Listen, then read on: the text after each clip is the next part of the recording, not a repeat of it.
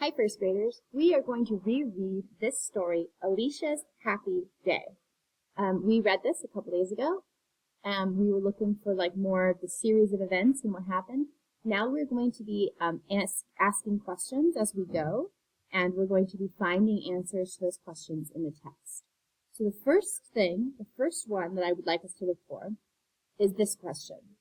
What clues in the story and illustrations help you figure out what salsa is? So when you see a page that talks about salsa, or an image or a piece of text that reminds you what salsa might mean, stop me so that we can look at it together. Alicia's Happy Day by Meg Starr.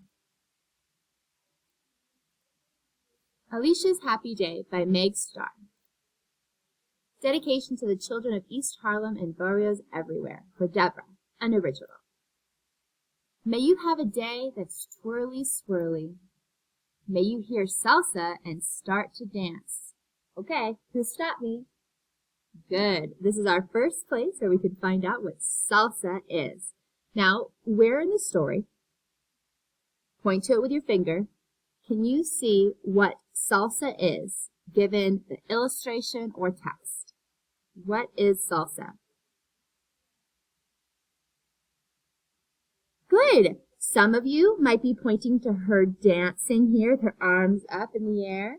Some of you might have been pointing to this text where it says you may hear salsa and start to dance. Hearing salsa means it must be some kind of sound. It makes you dance. So in my eyes, those clues tell me that salsa is a type of music. Let's highlight the things that help us. So I'm going to circle. Pen. Here we go. Here we go. There we are. Salsa is a type of dancing music. Hearing it means it must be music. It makes you want to dance. All of these things are evidence that point to the fact that salsa must be a type of music. Now, we're going to be looking for another page. When I read the words for you repeated, stop me, because there's a new question for you. May the flags all fly for you. Taxi cabs all stop for you. Oh, who stopped me? Good job. This phrase, for you, has been repeated twice over the last few pages. Why do you think the author repeats the word for you so many times?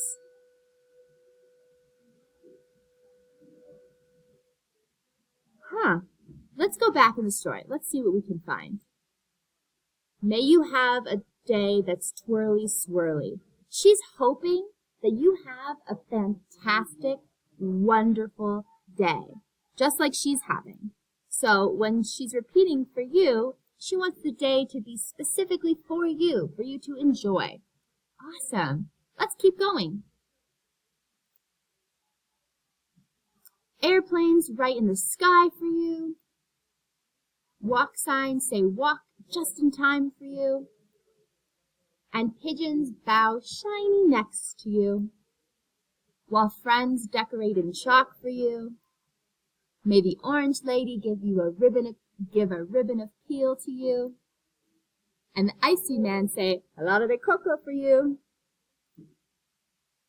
May Mammy and Poppy hug you, Titi Penelope sing to you, baby Annabelle give his bobo to you. May you laugh as loud as you want with no one to stop you, because all of us, we're all for you. That's why we sing happy birthday to you. Oh, what a great story. I have one last question. How do the illustrations help you understand what happens in the story? How do these pictures really help you understand what's happening? What do you notice about the illustrations and the text? I'll read this for instance. May Mammy and Pappy hug you. Titi Penelope sing to you. Baby Annabelle give his bobo to you. Let's look at some more examples. The icy man say helado de coco for you. This is him handing the ice cream to you. May the orange lady give a ribbon of peel to you. What are these illustrations doing to support the text? What are they showing? I hope these said something along the lines of how the pictures are doing exactly what the text says, Every time the text says something, the picture shows what's happening. For instance, while friends decorate in chalk for you. These are friends decorating a cake in chalk for her. That's exactly what the text says. So how the illustrations help you understand? The illustrations show exactly what's happening in the text. For example, in this passage, while friends decorate in chalk for you, the illustration is literally two friends decorating in chalk. Awesome job. Thank you for reading with me.